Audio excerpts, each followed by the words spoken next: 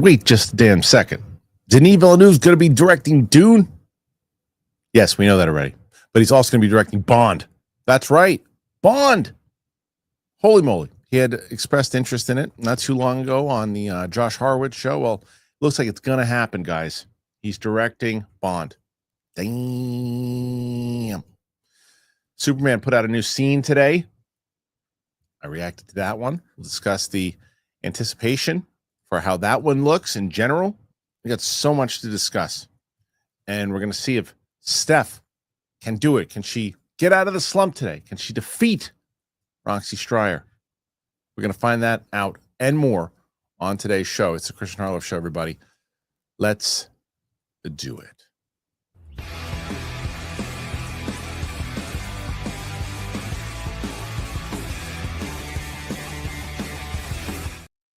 Welcome back to the show.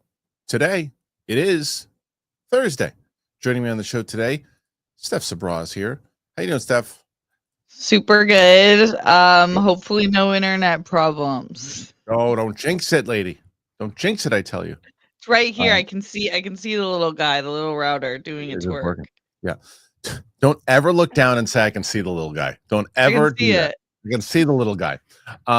So much going on. We had so much. We have this news today that broke with Denis, which we'll discuss. We have no Mike. Now again, for Bond. Like, I know. Who is he? I know. He's unbelievable. But what I'll tell you is that you're going to have some battle today. So do you want to guess? You know it's Roxy already. Mm-hmm. So do you want to guess what the number is? Damn, if it was on some DC thing, plus her charisma in general, is it like 185 or something? Oh my gosh, like 215. What? You guys, like 250? Oh, it's 233 is what you're working with here today. 233. What was she doing? Well, so Rocha was in the power position. Enigmatic. Rocha was at like a 162, and then Crystal came in and said no, and Crystal and a bunch of other put Roxy over. So it's a tough one today, but hey, if anybody can do it, it's Steph Sabraw. Yeah. What a story to go with. I just want to hear from you guys, though. That's the most important. I want to hear your questions. Yes, you're a good liar. All right, so here we go. This is the story that broke today. Now, I don't even remember. It was funny because we've been talking about, I think, Alfonso Cuarón for so long that I'm like, okay, what the hell is this story? And then Denis, I don't even remember him being rumored for it. I mean, clearly, Josh Horowitz brought it up at one point on the interview that they did, but it's now official. Dune, Blade Runner 2049, and Prisoners director Denis Villeneuve has been tapped to direct the James Bond movie. The first one at Amazon MGM Studios. Villeneuve will also serve as executive producer alongside Tanya Lapointe, with the pair joining already set franchise producers Amy Pascal and David Heyman. The hiring brings to an end a key question about who will take the helm of the next Bond feature, which marks the first since Eon handed over full creative control of the franchise to Amazon several months ago. Villeneuve beat out a short list that included Edward Berger, Edward Wright, and Paul King for the gig. In an official statement, he says, "Some of my earliest movie-going memories are connected to 007. I grew up watching Bond films with my father. Ever since Dr. No with Sean Connery, I'm a die-hard Bond fan. To me, he's sacred territory. I intend to honor the tradition and open the path for many new missions to come. It's a massive responsibility, but also incredibly exciting for me and a huge honor." Pascal and Heyman added their own statement. Denis has been in love with James Bond movies since he was a little boy. It was always the dream to make this movie, and now it's ours too. We're lucky to be in the hands of this extraordinary filmmaker. He's also currently prepping Dune Messiah, which will shoot across much of the second half of the year ahead of a late 2026 release. His hiring isn't expected to interrupt the process on that. Amazon will now search for a screenwriter to work with Villeneuve to write the next film, which won't hit the cinemas until late 2027 at the earliest, more likely 2028. The project will be the overall 26th title in the franchise and the first since 2021's No Time to Die, directed by Cary Joya Fukunaga. Okay, so I think there's a lot of people who benefit from this. The two people mostly are James Bond fans and Denis fans. I mean, how is this not one of the biggest wins in this franchise history? This is a major win. Totally. This like perks my ears up because I fall in the latter category of more of a Denis fan. Right. I have not been. It's not because I don't like James Bond. I just haven't experienced the movie, so I'm sure there's a lot to love in it. Obviously, the fandom is massive, and I've actually found out how massive it is. I feel like this year, in the wake of its uncertainty of whose hands it's gonna be in next. But coming off the heels of Dune and, like, taking a massive, massive world and being able to build it out the way that he did, it just feels like, that's kind of what I would really be looking for in a Bond movie and Right. be interested to see because I know kind of the shtick, but it's cool to be like, you gotta do something new while also respecting its legacy, and I feel like he's the perfect person to do that. I cannot wait. Cannot wait for this iteration of Bond. I've always been like, I remember my dad, anytime Bond movies would come out, my dad would be like, "Hey, the Bond movie's coming. You want to go check it out?" Pierce Brosnan or whoever. And I always enjoyed them. And the Daniel Craig one was the first time when I started to get really psyched for them when they came out. And I liked what they did and how they brought that kind of intensity and how he evolved into the James Bond that we all knew and loved. This and they've had a lot of great directors that have worked there in the past. It's the first time I think that director gets brought on and I go, "Oh man, this is more so for me." Exactly what you just said. I'm so excited for the fact that he's directing it that it's elevated Bond to me in such a way because what does his version of Bond look like? Plus the fact he's been very, very clear that he's a massive fan of the franchise. And it's not always a necessity to have that, but sure is a benefit. If you have somebody like that, that's that locked into it, that the keywords wants to have honor to the character and really understands what the character is and really wants to dive deep into it. And now that he's got his claws into it, if you will, he'll probably, if this one does well, which let's say it's going to do well, he's probably going to want to stick on again the same way that he did with Dune. And now the questions are really going to be, who is his James Bond, right? Who's his Bond? And Right. I still lean toward, I really do think it's going to be Aaron Taylor Johnson. I really do. Huh. Have they worked together before? It's a great question. I mean, clearly not in Dune. I'm trying to think of the other movies that he's done. I don't know. don't think Anya could so. probably tell us if that's the case, but I think Yeah.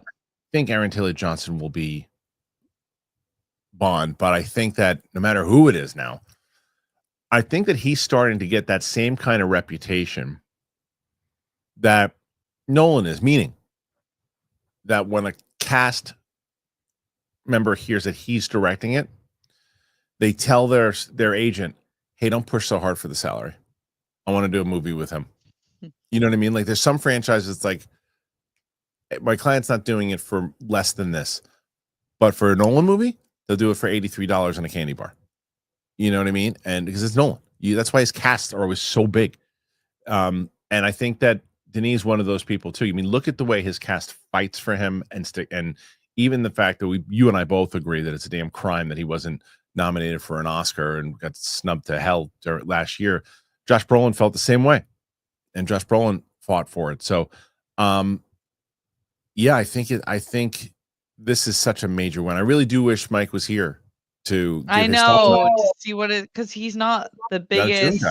Not a Dune Dune guy. fan, but Yeah. it would be crazy if he didn't like any of, like, Arrival or Sicario or, any of his other Blade Runner. I feel like Right. there's gonna be something you like or appreciate, especially just his filmmaking style in general, but it's kind of pleasant to hear that he wasn't turned off by the massive pressure of fulfilling a franchise like Dune, and then James Bond is different but similar in terms like people really, really ride for the original source material and feel very, very protective about it. And I could imagine that being exhausting. We've seen so many different writers or creators, they'll dip their toes in a massive franchise and then they won't do it again because it's just people are so toxic.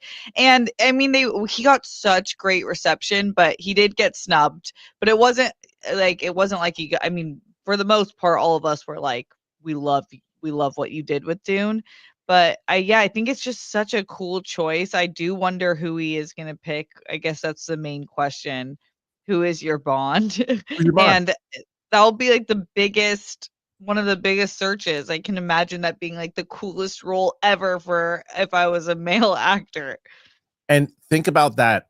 If you're already been having conversations with Amazon and people have been kind of sniffing around, and let's say you're Aaron Taylor Johnson, right? And you've been having these conversations, whatever, and now you hear this news that Denis is on. You go, all right, because it's a great negotiating tool for Amazon. It's a great negotiating tool now because they go, hey, you want to work with Denis? And they go, yeah, I do. Fine, you guys. It's a good bargaining chip for them. And how they're like, well, look, you got a chance to work with one of the best filmmakers working right now, and a guy who's going, this movie's going to be solid. That this is going to be a movie that is going to get so much more. I mean, it's already Bond. I mean, Bond already has eyes on it. Who's going to be Bond? What's it going to be? Where they're going to cover it? Who's going to play these certain agents?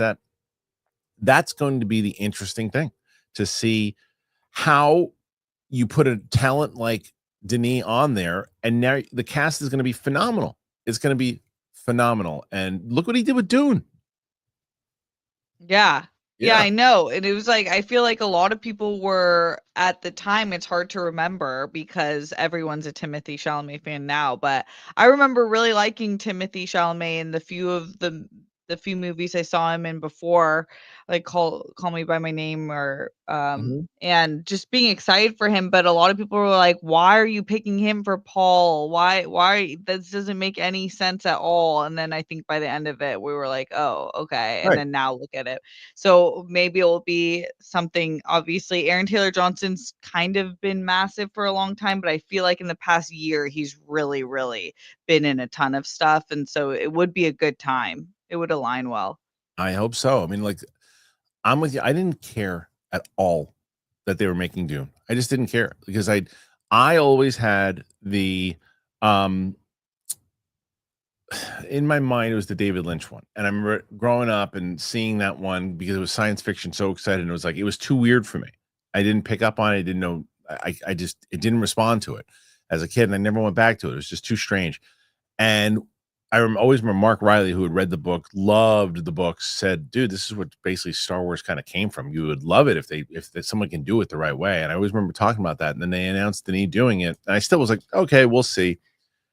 And that feeling when I was watching Dune and watching how that was put together and I said different at the time, but I regret not seeing it in the theater at the time. I've gone back and watched it on the big screen with Winston, and I'm glad that I did that. But it's just such an achievement, and I think both those movies together, it's really one big movie, 1 and 2. It's his masterpiece, and what he did and how he did it. Some of the best science fiction we've seen in a very, very long time. And what is he gonna do with James Bond? You know what I mean? Like, I can't wait to see what he does with James Bond. This is fantastic news. If you're a James Bond fan, you are celebrating right now. If you're a movie fan, you're celebrating right now. This is an absolutely spectacular announcement. Guys, thoughts? What say you? Put your thoughts in there. Does this work out for Bond fans? Put your thoughts in what you think about Denis taking over 007. Make sure you're commenting in the live stream. Make sure that you're commenting on the replay. Make sure you're commenting on the Clips channel. We've reached 11,000 subscribers on that channel, now pushing for 15, trying to get to 15K. And in order to do that, we need you guys going over there. You can clip out the entire show. You guys can check out all the things that we are doing. All right, we're going to move on. And before we do it, I've been talking to you guys all week about True Classic, and man, do I love it. I'm wearing True Classic pants right now that I got for the gym. I had jeans on from True Classic last night that I went to the movies with. So check this out. I love True Classic. That's how I'm going to start this. I have fallen in love with them. I have so many new things, whether it comes to t-shirts, whether it is sweatpants, things I go to the gym for. I love it. I absolutely love them. At True Classic, the mission goes beyond fit and fabric. It's about helping guys show up with confidence and purpose. The gear fits right, it feels amazing, and it's priced so guys everywhere can step into confidence without stepping out of their budget. What really sets them apart, it's not just about the fit or the fabric, it's the intention behind everything that they do. True Classic was built to make an impact, whether it's helping men show up better in their daily lives, giving back to undeserved communities, or making people laugh with ads that don't take themselves too serious. They lead with purpose. So I have been loving True Classic. I got them. I've got a bunch of things that, well, again, like I said, shirts, pants, and I told my wife the other day, I said, I don't know if I want to go anywhere else right now. True Classic. I mean, I'm telling you, I went out to go out with some friends. I was wearing this True Classic t-shirt. They fit really nice. They just comfortable. It's good material. I love it. And you don't have to worry about it. Just get rid of the overpriced designer brands.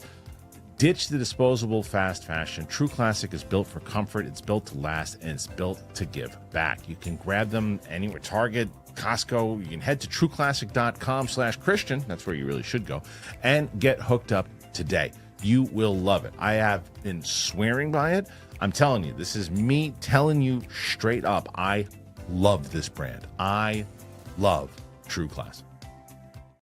I really do. So comfortable right now, even feeling the fabric. Go check it out. Links in the description. Please. All right. Good news, Steph.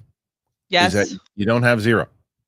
The bad news is about you're at 11, so you need about 222 or something to tie. Oh my gosh.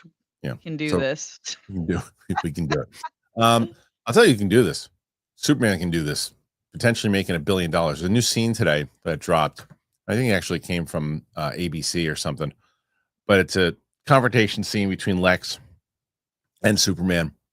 And essentially, Lex is talking to somebody. Superman bursts into the room, keeps asking him, where is Crypto? Where is Crypto? To where clearly Lex has done something with his super dog. And he's kind of laughing at him and, under his breath. And there's what I said. Did you watch this whole scene? Yeah. Okay. So what is similar, and I forget, Steph, forgive me, but have you seen the Richard Donner, Christopher Reeve movies? I don't. I think they were on in the TV, but no. Yeah. My mom is a diehard Superman fan. I'm so upset. I know. I know. The fact that I don't live. That you don't live here anymore. I know. I'm with you. And that I'm doing these. I would be having you in there all the time, especially for those. So this reminds me, there's a scene in the classic Superman movie where Lex is planning his attack and he kind of lures Superman into his lair. Superman comes in and bursts through the door, knocks the thing open. And this reminds me of that. And it's like perfect kind of baiting. And there's so much in this scene that I really like. I like seeing that side of Superman with he's getting pissed. He's angry. It's also, don't mess with a guy's dog. Leave his dog alone. And there's that. Plus the fact this, like, Lex knows exactly what he is doing in this scene. And there's that gun humor in there, which is kind of what I was talking about in the trailer, where it's like, how is it going to be used? Is it going to be used out of place? Or is it going to be used in a way that you're like, that would make sense, that you could use humor in that moment and that will work? And this is my example of that. He says, what dog? What dog? The cape on. And so he's like, yeah, I know what you're talking about, you silly bastard. And he kind of messes with him. And I was like, that's such a gun type of joke there, but which works. Really liked the scene. How about yourself? Yeah, I really like how we're seeing just a greater range from Superman just in the trailers alone. And I've always, because like I said, my mom's been a diehard Superman fan. She has like figurines in her office. Like she's the one who got me into sci-fi fantasy. But I always was like, you want to see a little bit more spice from Superman. Like he still is, he has the human soul, even though he is not from Earth. So I think like that's what's making me so excited about this. Not like the other renditions weren't great or anything. I just like that it is a little bit different and kind of exactly what I was looking for from this character.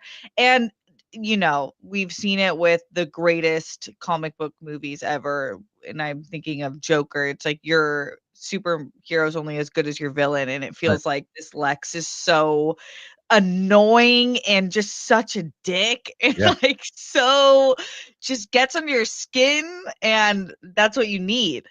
I know already from just the trailers. And you can tell that he is just consumed by his hatred in Superman. He's consumed by it, and you can tell. Mhm. And I loved how he kept his composure the whole time. Superman's there screaming at him. He's not screaming at him back. He's just he stays calm, and he's almost anticipating this was coming. He might very well be. I don't know. You got to see the rest of Yeah. this. Yeah, that's what it seems like. Like he just fell into his hands kind Yeah, of. the trap. It seems like a trap. Like he knew that was, of course, this guy's kind of looking for his dog. And I thought it was great. And this is what you get when you get a Nicholas Hoult in your movie. Like this is like how he was even considered for Superman to me is crazy. Like I know. he screams Lex. Screams Lex. He does, but it's like you've seen him in other stuff, and he's a lot of the times cast as the sweet boy who's in love, Yeah, like he's true. just like this cute little lover Yeah. boy. But man, you He just played put good dick. you rip the hair off, and Yeah. all of a sudden you're like, Well, this is exactly he's played douche before, and he plays a good douche. I just don't think he has the look of Superman. I think he has the look of Lex. yeah, I yeah. think I agree. I yeah, agree with that. And seeing Corn Sweat, it's just like he looks phenomenal as yeah, Superman. yeah. He So really does. there were a few early screenings of it. I mean, last night I know both Real Rejects and our own Roxy Striar went and checked it out and saw it. Obviously, they haven't said anything, nor can they say anything about it just yet. So screenings are starting to come in. I got pissed off last night, Steph. Why? So I went to see Jurassic World Rebirth, which I'll talk about in the next segment. But when I was there, it's like critics really sometimes certain critics can get under my skin. I mean, they really do. Like there's this thing that they do with the conversations that they have, and like it was the whole reason Mark and I got into doing reviews in the first place back with Schmoes, is because it's like that holier than thou opinion that that's what I wrote in the page, and that's what it is. And there was a guy there last night that was talking. He's an older gentleman, and he was talking about Megan Part 2, which I haven't seen. And he said, yeah, he's asking another colleague if she had seen it. And she's like, no. And he was kind of going off of why he didn't like it. And he starts going into territory. It's like starts going to spoiler territory loud, and he's talking loud. And I'm going in my head, I'm like, stop talking about this movie because you don't know if anyone else has seen it yet. You got a chance to see it, but you don't know if anyone else did. So he stopped. I was good. And then he goes, what about Superman? Did you see Superman yet? And she goes, well, no, not yet. She didn't know. She goes, what studio's doing that? He goes, what? Warner Brothers. It's like, this is what DC is counting on. I'm like, okay, he knows. He understands the gravity of it. So if you know the gravity of it, why in the world would you continue your conversation by talking about the movie? He starts off and he's like, it starts with, and he does, and I'm going, and I literally go, and I was playful. And I go, spoilers. And he's like, yeah. And he keeps talking. And I'm like, what are you doing, guy? I'm like, I want to see this movie and no one else has seen it. Stop talking about the movie. And then someone goes, is kryptonite involved? And he started, I'm like, and I walked out of the thing to go to the bathroom. And I'm like, I didn't want to make it, like I said, guy was in like his 60s and 70s when we confront the guy over Superman. Right. So I'm like, I'm going to go away and I'm going to go to the restroom. Hopefully I'll come back and he stops talking about it. And thank God he did. But it's like, okay, lower your voice. I'm not going to tell you not talk. I'm not going to tell you not talk about it. Like, you want to talk about it with your friend, she doesn't care. Fine. But keep your voice down. Like, what are you doing? Like, what are you doing? Why would you start to talk about, and I don't want to know your opinion yet. Because it's one thing if you, and by the way, embargo is still up. So you talking about it that loud in front of other people is no. I don't want to hear your thoughts about it, guy. And even if, I did, maybe I'll go to your site and read your article. Be considerate. There's somebody sitting right there and you're talking loud. I don't want to know about the movie. And the way that he looked at me when I was like, and Steph, I swear to you, I was super playful. I'm like, spoilers. Yeah, I know. And he's like, no, and kept going. I was steam coming out of my ears. And I'm like, no, that would have really, really grinded my gears. That is so, I hate when people have no awareness. It was lame. It was really lame. Like, we get it, guy. You're interviewing people, and you got an opportunity to see it. You're going to interview the cast. You went to the junket screening. That's awesome. I think that's great. You're clearly someone who you're getting a lot of interviews. You're talking about how you interviewed this person, that person. It's great, good. And you probably, I don't even know who the person. Maybe I'm supposed to know who he is. I don't know who he is. And I was just like, dude, you can't do that. It's not right. Talk about the movie. If I saw Superman that day and I was talking to someone, was like, hey, I saw Superman. You want, and a lot of times when I tell anybody, they'll be like, tell me, what did you think? Or like, you sure you want to know? Yeah. I'm like, all right, I won't spoil it for you, but because you don't want to, because now there's this little bit that I heard from that guy, how it opens. I'm like, oh man, I know how it opens now. I don't want to know how it opens. Yeah, that's so stupid. It was really lame. Man, that would piss me off. It was lame. But nonetheless, enough of it. Okay, good. I got his opinion on it, and I didn't, like I said, I don't even know who the person is. So maybe, and I would assume from the way he was talking about Megan and the other stuff too, I don't line up with his tastes. So yeah, either going to feel that way. Right. Yeah. It looks like he took Megan 2.0 way too serious, and that's a red flag. Yeah, and again, I don't want to say what he said because I don't want to say what he said because it'll spoil the movie for those people who want to see it. So I don't want to do that yet. And it's like, again, if I said, hey, okay, we'll get my non-spoiler review right now of it. He didn't really spoil the movie for Megan.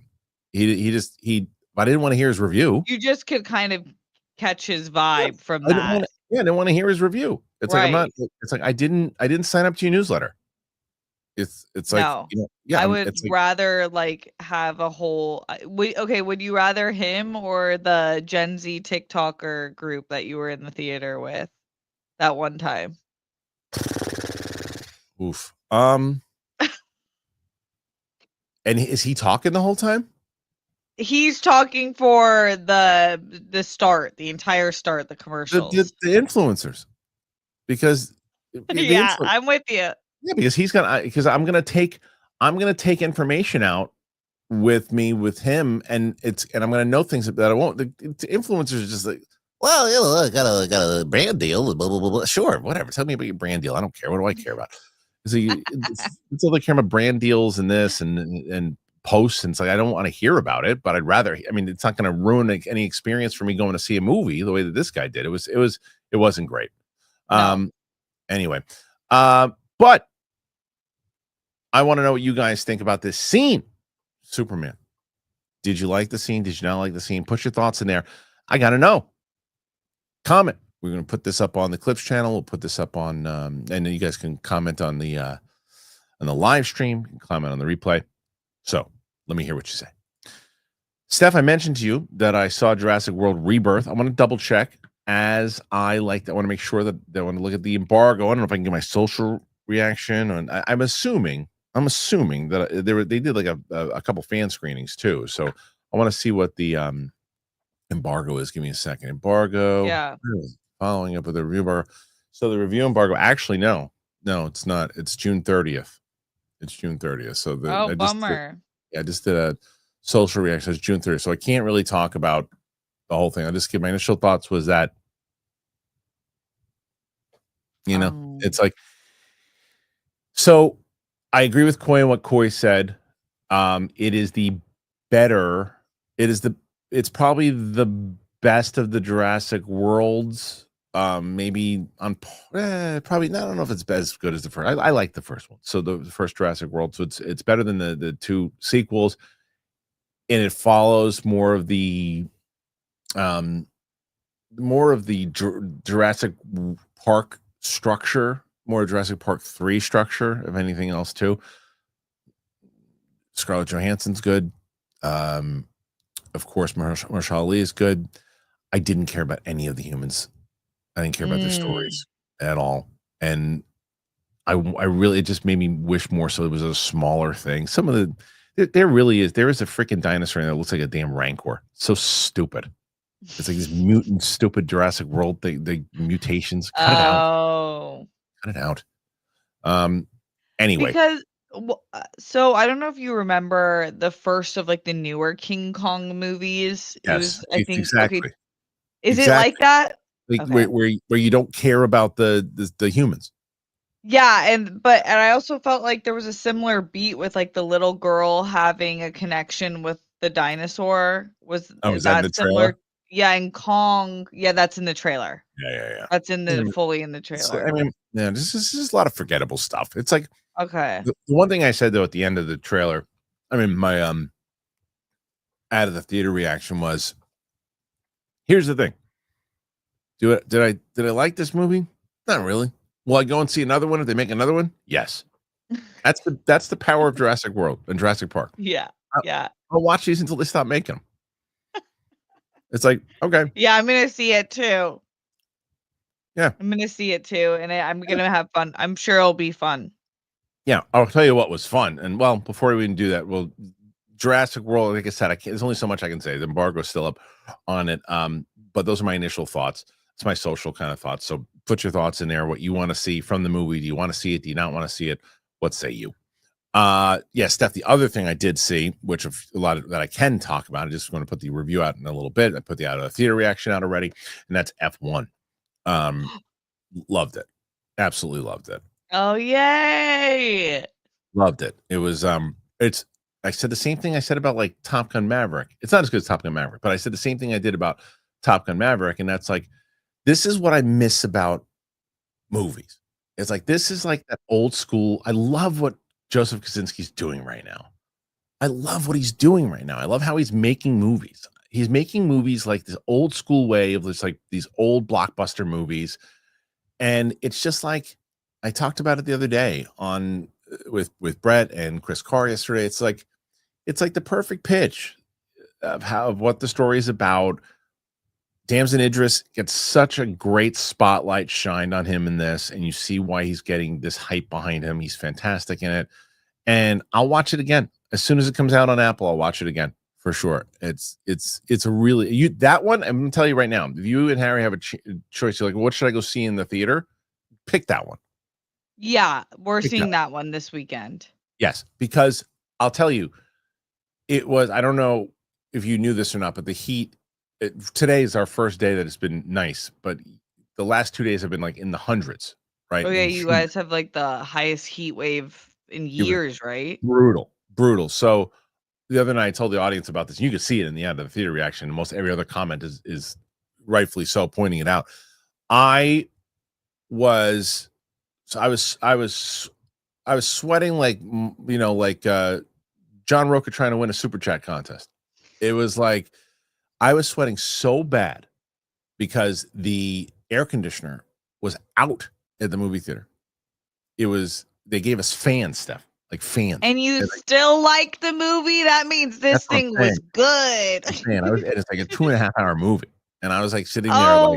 They gave you fans? It's all they had. It's all they had. They couldn't do it. I applaud the effort. That's a sweet effort. I don't blame them. They gave everybody like they gave wristbands to people so you could get anything you wanted at the theater. Like, oh my God.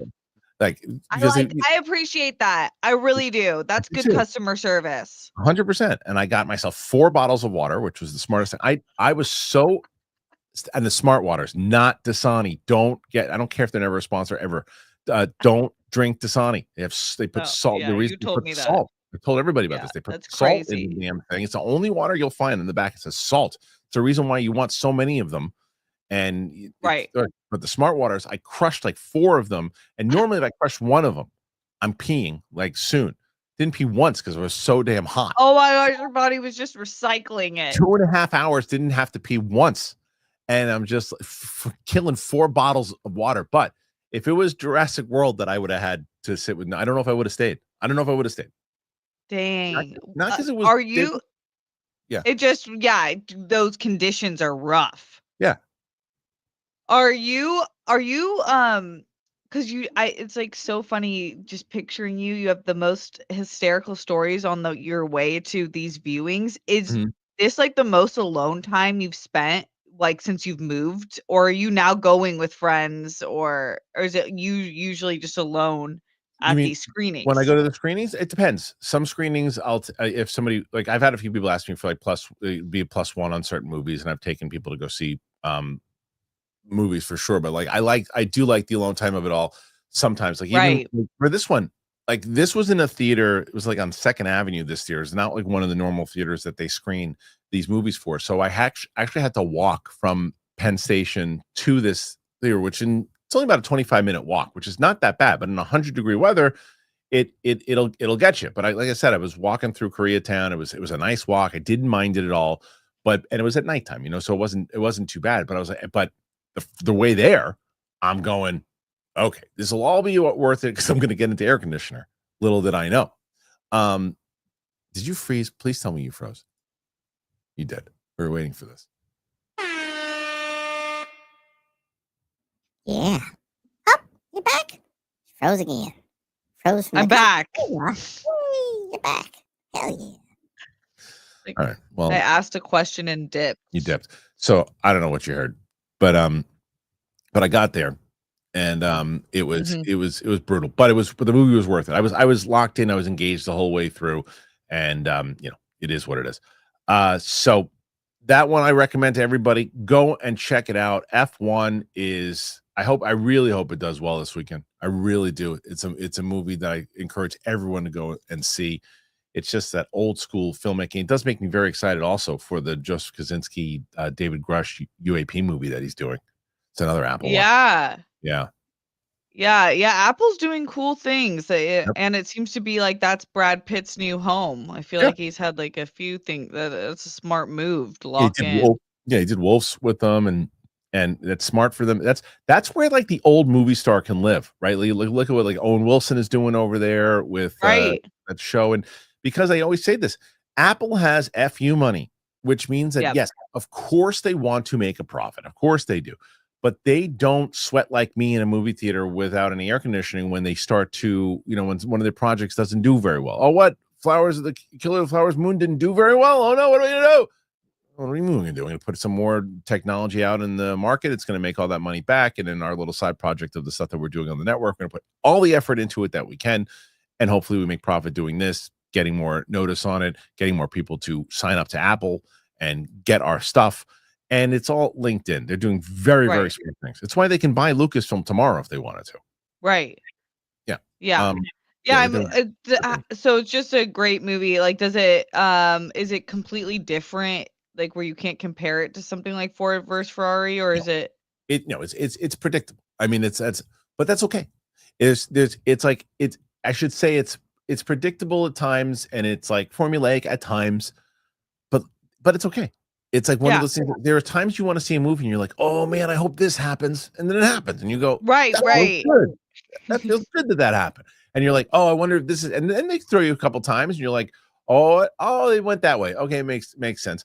And they set some things up, and they go, all right, that seems like it's going there, and it does. And you go, cool, great. But the thing is, it's the races, right? The real question is, do the races work? And yes, they do. You feel like you're sitting in the damn car with him when he's moving Oh, around. that's awesome. It's like the way that it's shot is phenomenal. Plus the fact that apparently he was like, just like Tom Cruise, he was like riding in the cars and doing that stuff, and it was I can't. It's up there right now. I think because I know that there's going to be movies that are probably better quality, or not necessarily better quality, but better, newer stories, different stories that throw you off, and Oscar nominated stuff that is going to come out that people are going to be raving about. But like, this is the kind of stuff that I go to the movies for, right? So I think like Right. it's like this is like my number. I can't tell this is number one or Sinners is number one, but because I'm so fresh with F1 that I'm putting it at number one right now. But I could reverse that tomorrow with Sinners. I've seen it already twice. I don't know. It's like, so that those are the two that I really enjoyed this year a lot, and it's like I loved going to the movies to watch them. Yeah, that's Yeah. awesome. So F1 guys, what do you think? You gonna go check it out this weekend? Are you going to the theater? I want to see the comments. Yes, no. What say you? Steph, I had a really good conversation yesterday with my buddy Andrew Freed, who he produced obviously so many different things, whether it's Chef's Table, Welcome to Wrexham, which is on right now, the Val doc, he's Cheer, Last Chance U, so many different things he's done. I call him Midas because he just did the Logan Paul brothers thing too, the story I told about punching bag and stuff too. It was his event. And the audience always liked when Andrew came on because he tells them about like the business and stuff, and he just really goes into how that stuff worked. He talked about Val Kilmer for a while, and I recorded that with him. We're going to air it probably. I don't know if I'm going to air it on Monday next week or Tuesday next week. I'm not sure yet, but it's a really good conversation, and I think people should tune into it. So that I'll put that up next week. And then the other thing is, I don't know. You're good, Steph. You're going to say. No, I'm excited to hear that. I like those types of conversations with someone who's just like interesting and then does interesting things. Yeah. It was a good conversation. I think you'll enjoy it. The other thing I was going to tell you is that we're getting close with this script. Exciting. I wrote our scene the other day, and like I feel like inside of that scene we'll follow a lot of it, but I said, I think we're going to do a lot of improv. Me and you. Right. Yeah. No, that text I didn't reply to, but I knew exactly what you meant. Yeah. It's going to be, it's like, yeah, that scene is crucial to like, kind of like the whole thing that is going down in that script. So I'm your 13th reason. Yes, 100%. Well, and what I've been telling people though, is that like, it's like, I've been reading up on what Chris Stuckman did. He went like through this campaign and got the audience behind him to do it and produce his movie. And we're not going to need that kind of money, I don't believe, but we're going to do, there's two things and I was talking to my writing partner today, and it's an interesting conversation because the way that, and I'm curious what the audience thinks about this, because the way that it is today, right? It's like you used to look at things the way things were pitched, and you'd go in, you pitch them. First of all, you have to pitch with an idea, you have to pitch with a script, and then later on down the line, you could pitch with a little concept stuff, whatever, too. You're at a spot where not only can you pitch, with an actual full pilot if you wanted to, right? The other thing my writing partner and I were talking about today, if we wanted to, because the chances are, if we shot this thing, we're going to shoot it in the way that I want it to make it look like The Bear. I want to make it look like a Netflix thing. I want to make it look like high quality stuff that you would watch. And not just because sometimes you can turn on something. Oh, that clearly it's digital. It looks like it doesn't feel like a television show. I want it to feel like a television show. And I'm also not delusional in the fact that if we shot this thing with her and I, that most places that you go to, if it has her and I in the leads, are going to go, well, we like the show, but we want to put so and so in the lead and so else in the lead, right? So our thought is, okay, there's that option. But the other option is we're in a time and place that if we can do it and the audience likes it, we can just do the whole damn season ourselves.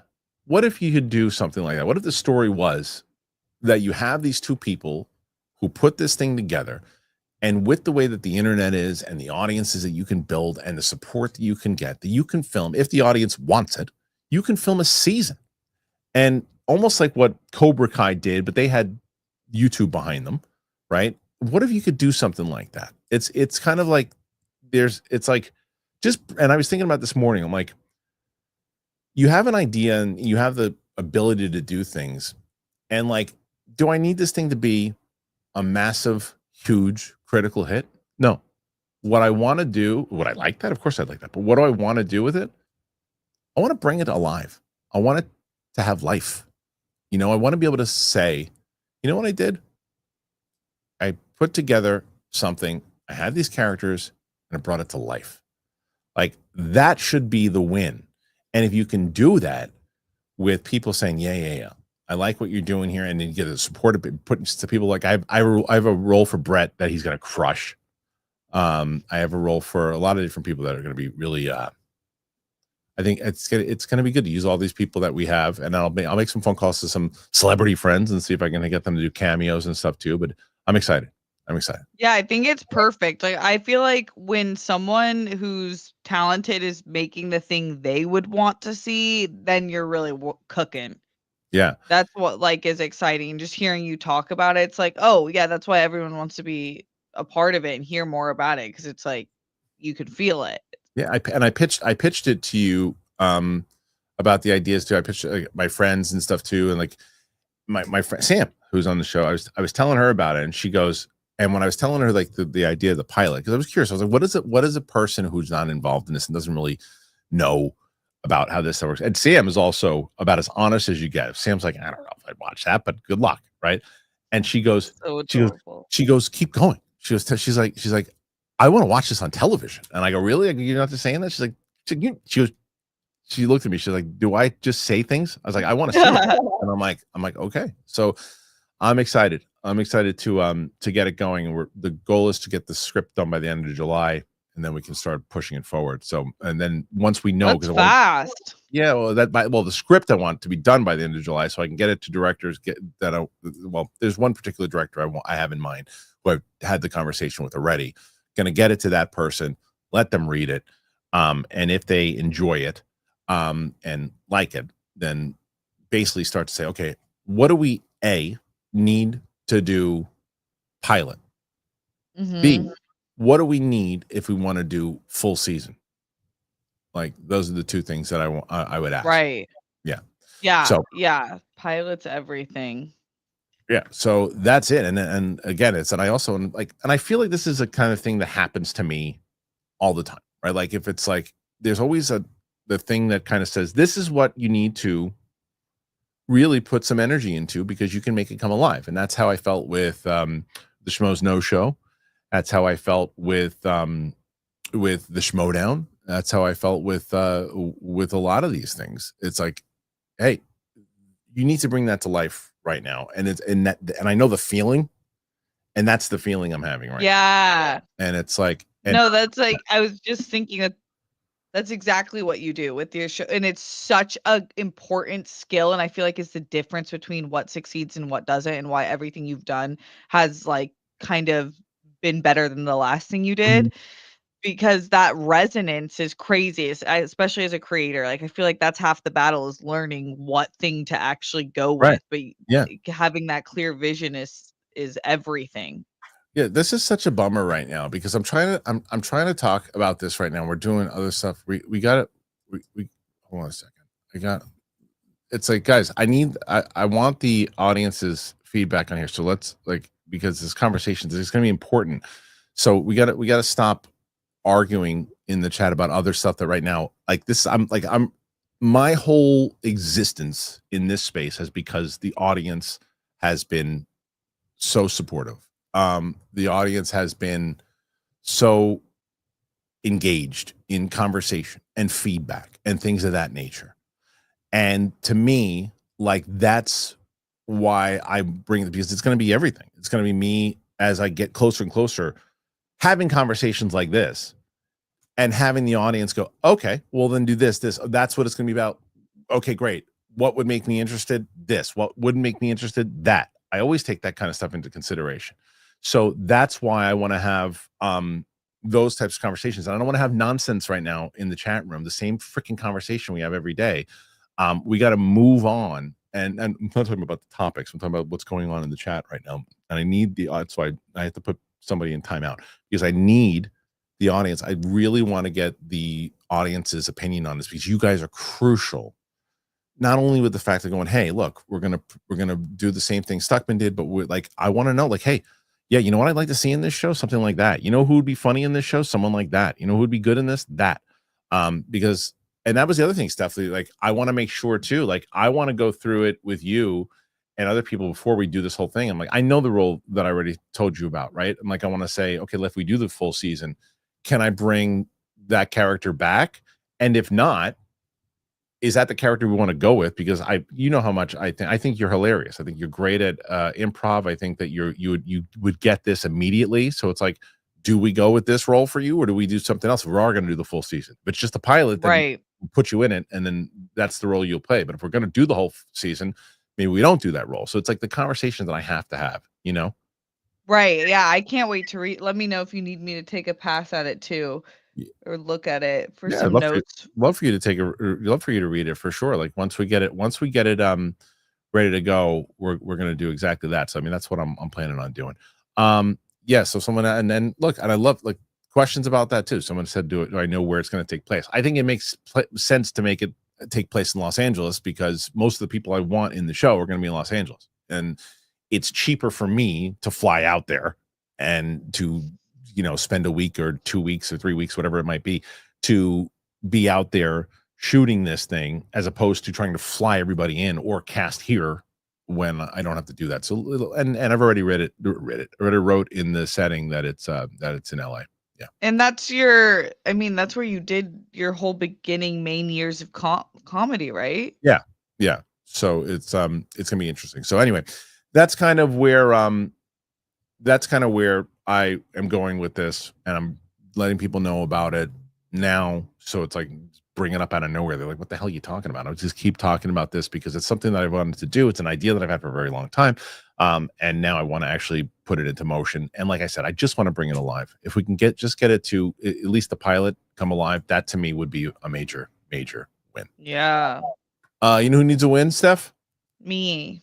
No, you know. Well, I guess so. You do. 21, not too bad. You only need about over 200. 200. Still. Yeah, with 9 minutes to go. But no, Lucasfilm needs to win. So Gareth Edwards, director of Jurassic World Rebirth, says the following. He says Rogue One isn't Disney's Star Wars best. Filmmaker Gareth Edwards says he's content to move on from Star Wars following his work on Rogue One, a Star Wars story. Edwards directed the first Star Wars spin-off feature, but the film famously became the first of multiple Star Wars projects, which underwent major behind-the-scenes dramas and overhauls. Tony Gilroy came in to rework some of it, but which parts have been up for debate. The most significant change, apparently, was Gilroy having everyone die at the end in the opening scene with the courier. Interest in the title has also surged recently in the wake of the second season of the highly acclaimed Andor finishing up on Disney Plus last month.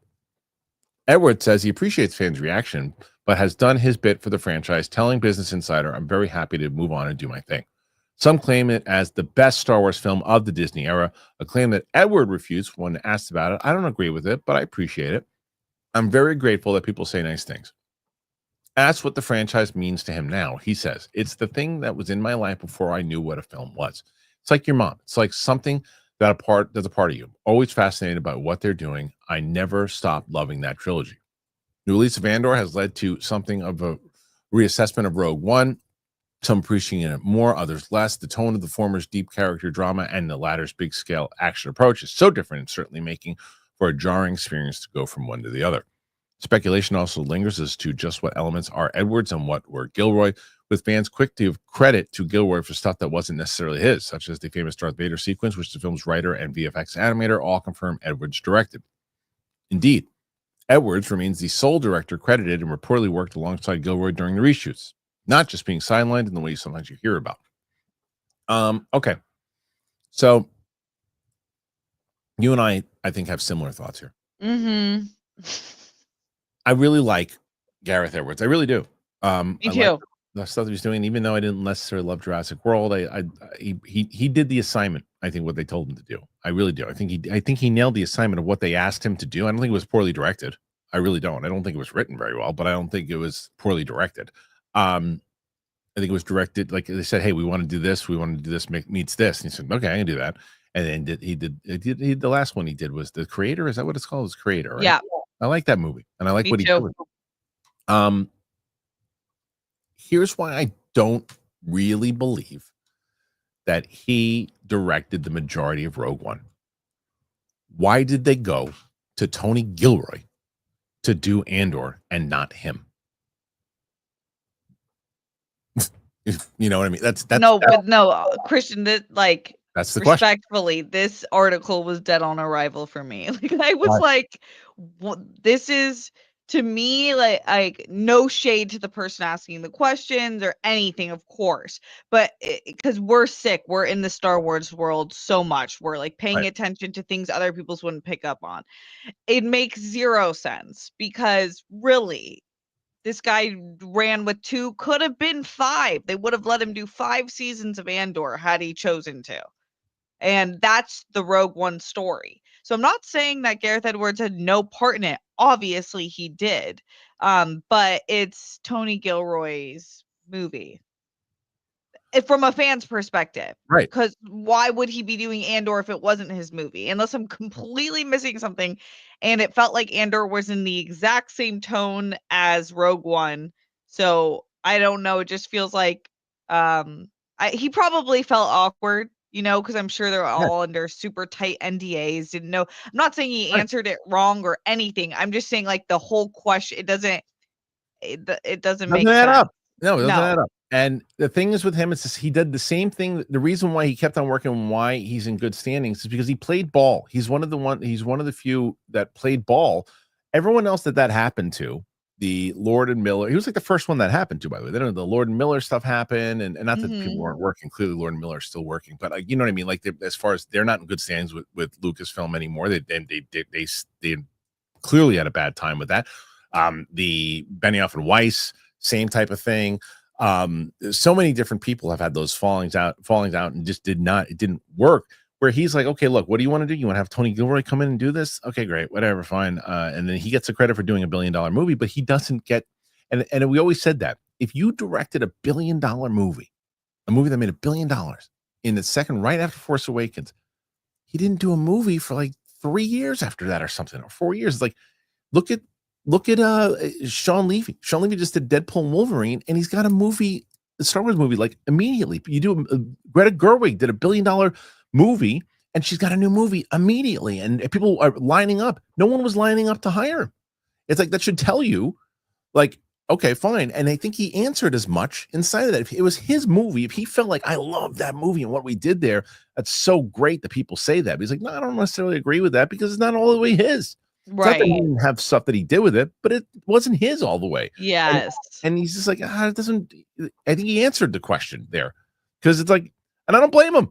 He got moved over to do it, and Tony Gilroy did his thing and made his movie, and he's going, I don't necessarily know if it's the best, but if people say I don't agree with it, it's not my favorite, because he had different ideas and things that he wanted to do with it. They changed it up. I happen to agree with the majority of people. I do think it is the best of the Disney era, but he doesn't, and I don't blame him for saying so. Yeah, I don't either. I have no problem with how he answered that. I feel like it's probably super awkward.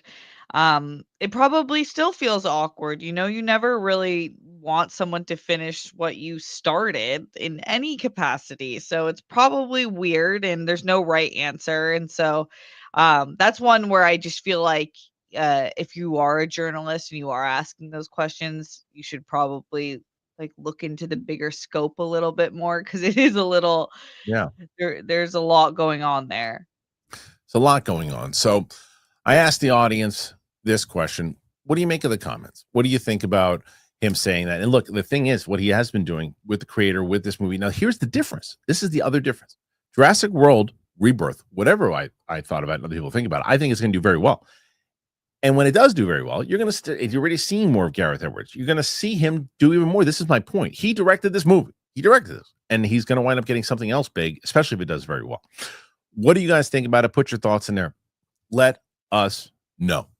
All right, Steph, we're going to get into this. Do you think we can do one of your major comebacks here? Maybe. Who's here? Make some noise. It would be a story for the ages. Yeah. You were able to pull this off and defeat Roxy at 233. Currently, you stand at 23. So okay, you got to climb. You got to climb here with an hour left. We got a new member. What a way to become a member here today. MO11. And there's a lot of stuff. We got a lot of unedited reactions, live streams we have going on, tons of stuff. So put your thoughts in there, guys, about membership. Put your thoughts in about memberships. This is a good time to be a member for sure. Go, pal. Denis to direct Bond feels like a slam dunk, right? He has the name where nobody can nitpick. Yep. And I'm seeing articles saying he always wanted to do it. Yeah, go back and watch Josh Harwood's interview with him from 2022. He talks about it.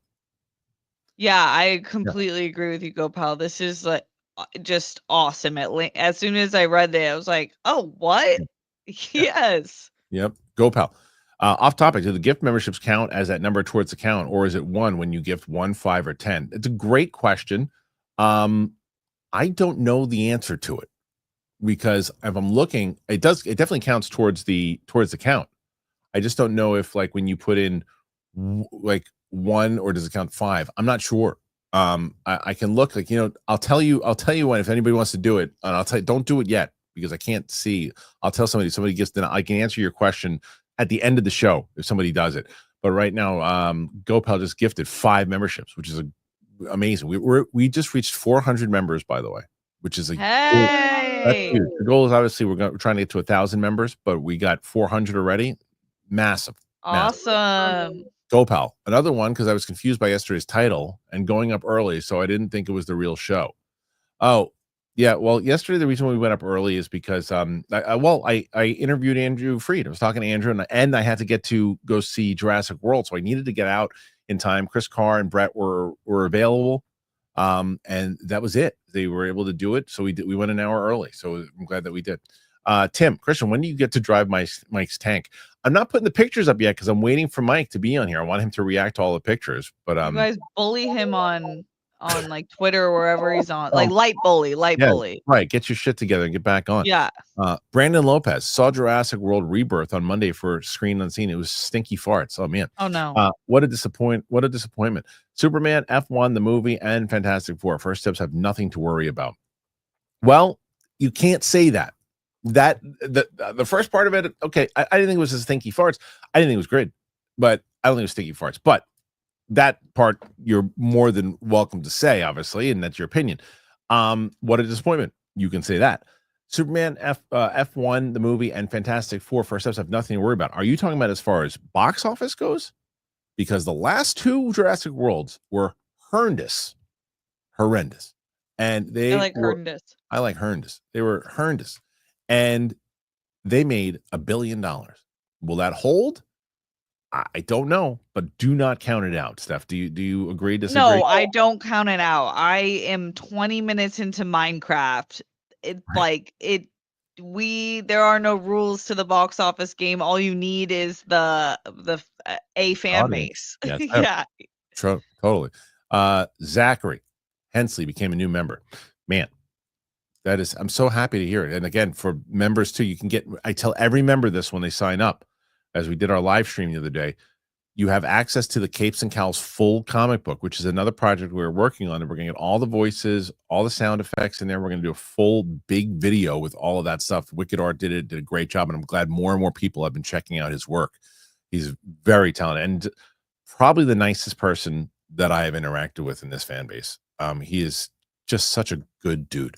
Does Wicked Art do animation or just still images? It's a great question. I'm sure if he's in here, maybe he can answer. But he usually Wicked Art, let me know. Yeah, I'm looking to do some animator. Well, yeah, small animations. He certainly can do your art. I'll tell you that. Yeah. Bok Chicken, one of my favorite names thus far. It would be interesting if Fantastic Four is a darker ending where they cannot defeat Galactus and they're forced to leave their own world as it gets destroyed. I'm hoping for that too. Oh yeah. I'm sure it will have a darker end, especially if they're already onto the sequel. Leading into Doomsday. Yep. Leading into Doomsday. That's what I need. Yep. Yeah, I want it to be darker. I think we need a darker one right now for sure. Agreed. Yeah. All right, Steph, 28 thus far. A little bit of a fight. We shall see. With 522 people in here, if each person in here right now put in one question for Steph, she would destroy the record. Dominate. We could make history today. History if each person did it. Screen bites, Kristian. Steph and Kristian, I love you 2000. Thank you. If Denis can direct Bond, what are the chances of a Nolan or Tarantino effort next? Would be the Mutts Nuts. No, I love Mutts Nuts. Never heard that before, and I love it. So Nolan or Tarantino effort, what are the chances of doing? If that'd be interesting, that would be interesting. Imagine Steph a world. What he means basically is, okay, so the first new Bond movie, Denis. Second one, Tarantino. The third one, Nolan. Imagine that. Boom, boom, boom. You talk about obviously that would be literally the sickest thing ever, but I feel like they would want to do Denis, right? no, like a new. I feel like if those 3 actors were like, "Yo, we're like the littest right now. Let's get together, make a championship team. You Right. do 1, 2, and 3." It would be on like some original IP or like something that they went in on it together. But they all want to do it. Like Nolan wants to do Bond. Okay, maybe. I mean, that would be the coolest thing ever. Ever. That would be one of the coolest pop culture moments of all time. Ever. Noah S. I can't stay for the live, but hope you have a great day. And Denis is doing Bond. It's a massive win. Sure is. Yeah, Huge. I'm excited. Huge. Okay, so we're almost at 30. Mike Joyce, would Superman launch a cryptocurrency? You could see crypto probably doing it on his own, self-branding. That's Crashing. amazing. Yeah. But no, our Superman is not into. I feel like the Superman I know, according to the comics, would never be like so money hungry. Crash and Coyote says, thoughts on Rocha saying today in the hot mic that Roxy and anyone else who's seen Superman wearing a Superman shirt, your opinion is invalid. Oh my gosh. I don't know what it is. I called Rocha out on Monday. I don't know what it is with Rocha in this movie. He's got such a hard on for this movie. I don't get it. Wait, why is he doing that? He says he I does. thought that was the cutest thing ever that she was wearing a Superman bodysuit to the. This is our beloved character. I'm so curious to see, like, when he comes out of that movie. Right. Right. What he has done very well for himself. And, you know, I know Rocha now, we're 25 years, whatever it is. What he's done very well is that he's going to get a lot of people to watch his out of the theater reaction and his review, because you're going to either want to yell at him for what he's saying, or you're going to, but I don't think he's doing it because of that. I don't think he's doing it because of that. I'll be very clear on that. I think he's being there is no, Rocha is not fake. There's nothing, you can say a lot of things about John Rocha. You cannot say that he's fake. And he's going to double down on this stuff for sure. But I think the same thing you all think if I didn't hear the full comment, and I'll tell him on Monday. It's not like and he knows that I'll tell him on Monday. I think it's ridiculous that if she's wearing a Superman shirt, her opinion is invalid. You cannot agree with her opinions in general, which is fine. But just because she's wearing a shirt, if she's a fan of it, come on, that's not fair. Yeah, that's crazy. But I'm guessing he said it like kind of as a joke. That's my guess. I don't know. He's in a mode right now when it comes to this movie. I'll have the conversations on Monday. We had a great conversation on Monday, and I look forward to it again. So, very interesting to see. I am Too Fly Cam, giving 90s skater vibes. Steph, who's your favorite DC hero for you both? It's Superman. Superman's my favorite. Yes, Superman for DC. Yep. Isaiah Smith. I read Dune because Denis was announced to be the director.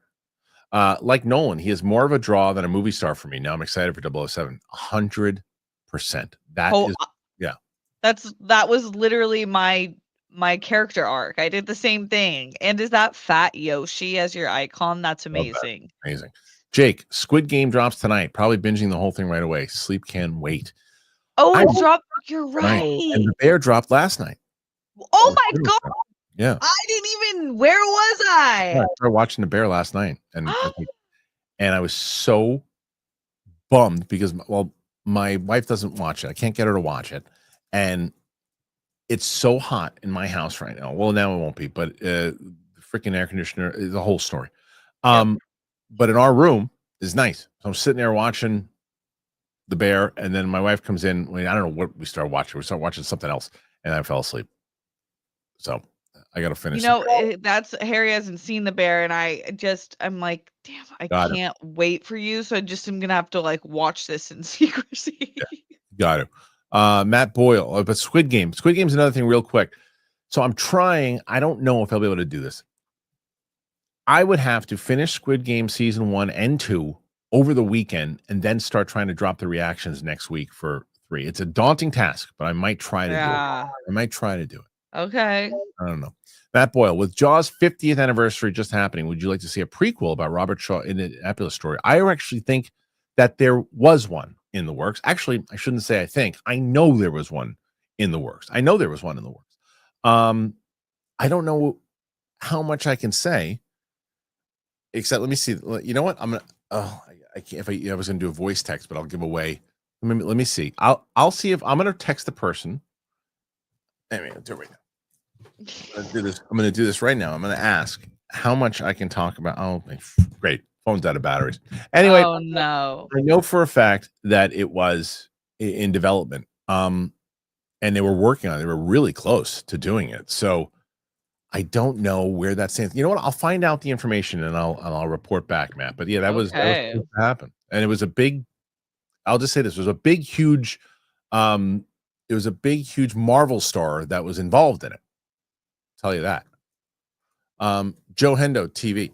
Nothing with the top, the OG Jurassic Park for me. I'll even say I like the Lost World. Yeah, I like the first Lost World. Yeah. OG is just it's so good. Yeah. It is. The first one really is. It really, really is good. Okay, next one is Jake. Some of the logic and comedy in Rebirth was so silly. I'm so surprised that there's an embargo on it because like a bunch of fans went and saw it last night too. Like even they had a Collider screening and everything too. And what do you, if Ed Harrell wanted to do a full movie review for it right now? I don't think they signed anything. They Yeah, that's weird. I don't. It's interesting that there's an embargo on it still. Let's see. Wouldn't have been surprised if Jonathan Bailey started dancing through life with the dinos. Yeah, I mean, look, there was the writing was bad. The writing, and there were some times that I was like, there were some lines and other things. I'm like, ugh. And I'll tell you, there's a character in it that I was rooting to get eaten really fast, really fast.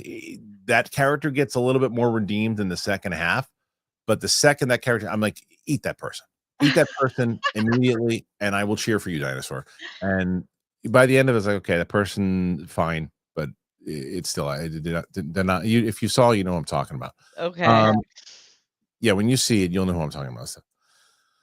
All right, let's see. Mike Joyce, Roxy and Big Balls AI contest, like Mike and the Tank. Well, Joseph Hendry has the already has done that already. So I don't know. And plus, if Roxy wouldn't like it, I don't want to do something. I mean, Mike was on board with it. Roxy doesn't want anything to do with that, so I'm not gonna do that for sure. Let's see what else. We got a couple. We have a again 35. Not too bad. Not too bad. Not too bad at all. Let's see what else. I'm trying to see who's next.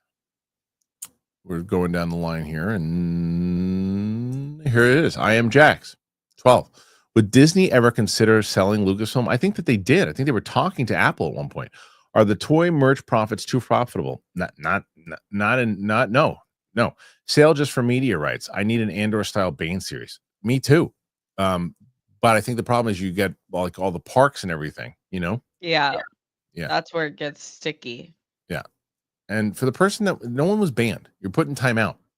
There's a difference. Time out means you gotta be quiet for 5 minutes. Chill. That's what it means. You know, we haven't banned anybody at all. We just put you in timeout. Seattle KO. Have you guys seen the latest trailer for the Dave Franco Allison Brie movie together? After seeing that, I'm more intrigued. Thoughts? I didn't see the trailers. It looked pretty good. Did you see that one, Steph? No, but that's cute. I was waiting for them to Do something. actually. Yeah, Are they dating? they're married. Oh, I Yeah. didn't know that. Mm-hmm. When did that happen? A few years ago. Yeah, they're a really cute couple. Dave Franco might be my favorite character from the studio. He's hilarious in that. That was I really have you seen any interviews? Like, did he lose his voice? I mean, he was screaming for 4 days straight. Like, it was hilarious. Matt Krugman. Support. Kristian, I have a prompt for you. Arnold explaining how Terminator Salvation is a confusing mess. He recently said it's his least favorite.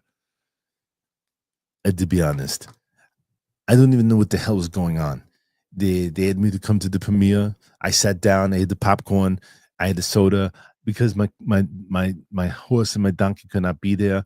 I said to the popcorn was called whiskey. The other was called Lulu. And I said, whiskey, Lulu, what do you think of this? And they couldn't speak because they were condiments. But nonetheless, I look over there and they say, what is going on here? And they could not make any sense of it. There's someone over there. There's someone over there. My face is over here. Yeah, I fell asleep. Thank you. It's true. Thank you. Okay, go pal. Loving the rugby. Reminds me of my youth. There you go. It's you, Steph. Where'd you get that shirt? Oh my gosh, that's Yeah. funny. It does. Someone said that I looked like a Blue's Clues too. That was really Hilarious too. that was Yeah. good. Yeah. I just got it online. I could see you hosting a kids show. I would kill it. Yes, kill it. yes, because would they kill it. need to be talked to like adults, Yes, and yeah. I think I could bring that. I would hire you immediately if I was doing Thank you. Jay Anderson, and I would hire Brett to be how Brett was not cast. It's just because he hasn't tried. Sesame Street. How good would Brett be on Right. Sesame Street? Amazing. Jay Unreal. Anderson, seeing F1 tomorrow night in IMAX. So pumped. You will have an absolute blast. Jay Anderson, support for Steph. There you go. Thank you. 36, Steph. Less than 200 now, Steph. All right. Matt Krugman, I saw 28 Days Later last night. It's fantastic. Sinners tomorrow. Ballerina Saturday.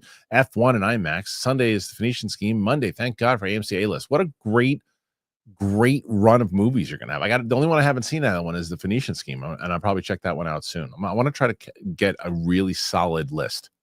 Yeah. I have to see Phoenician Scheme, and I haven't seen Ballerina yet. And then I'm going to go see F1 this weekend. Michael Daglar became a member. Thank you, Michael. Great. Again, Michael, same thing. Find the Capes and Cows comic book. Read the whole thing. It's phenomenal. It's really good. It's phenomenal. Joe Hendo TV. Interested in seeing Denis do Bond, but I would love to see him do Superman. Well, I mean, that's not going to happen. But yeah, that would have been fun. Jay Anderson. Favorite Denis film other than Dune? I would probably say, let's see. Let me look at. I think Sicario for me. Yeah. I liked Blade Runner. Yeah. I want to look at the list before I give. I know my answer, but I want to make sure that it's the one out of all the other ones. Yeah, I think that's going to be my answer. But Dune Part 2 would be my answer if you said anything but. And yeah, see, it's not. I liked Blade Runner 2049 on the rewatch way more than I did the first time. Love Prisoners. Sicario is fantastic, but my number one before Dune 2 was Arrival. Arrival's a killer movie. I love that movie. Want to watch it again. And still, in the essence of how time and space works, that is the most accurate portrayal of how time travel with consciousness and everything else could work. That's interesting. Yeah. Mike Joyce. You see the trailer for Yorgos' new Alien movie? No, I didn't. No. Look, the funny thing is, though, with Yorgos is that before Poor Things, I respect him as a filmmaker. Respect him. I just don't respond to his movies. I don't like The Lobster. Didn't like The Sacred of the Killing Deer, whatever. And I thought I was going to hate Poor Things. Loved that movie. I love that movie. Loved that movie. Yeah, I think he's one of those people that I will just see what they're doing. It doesn't always land, but I always respect how stylistic he is, and he has a POV, and it's always fascinating. Chris Malick. Hey, Kristian and Steph, I saw F1. It was great. I will tell you that right before I shot my out of the theater reaction, I had as I was sweating bullets, I had on my mic, and I'm listening to people people are shuffling out of the theater. Actually met a very nice couple as they were walking out too. They watched the show, and they were super nice, really sweet people. But I'm listening to all these people as they're talking, and the word I kept hearing was how much fun everybody had. That was the word. That's what you want to hear. Oh, cool. Yeah, that's how Top Gun Maverick felt. Everyone was just like buzzing because they had such a great time. Yep. Let's see. Trey Porter. Nothing much. Just wanted to say hello, and I'm going to see F1 in less than an hour. Have fun. And do you think that they should have revealed the new Bond at the end of the Bond tribute at the Oscars? No. You got to do what you just did today. Their strategy was sound. People now are excited because Denis is doing it. And how many more actors are going to be more excited that Denis is doing it, and cast that is going to, not just who's going to play Bond, are going to be excited now that he's doing it. This was the right play. For sure. Yeah. Legend. MM600. You guys rock. Love your shirt. Thank you. How about Steph's shirt? Her shirt's Thank good too. you. Go Mariner. That's the only time you'll hear me say that. CTB channel. When I see Nicholas Hoult as Lex Luthor, I can't help but see his next character from Fury Road. That's true. Support for Steph. He was great. It's another one. He was great in that movie too.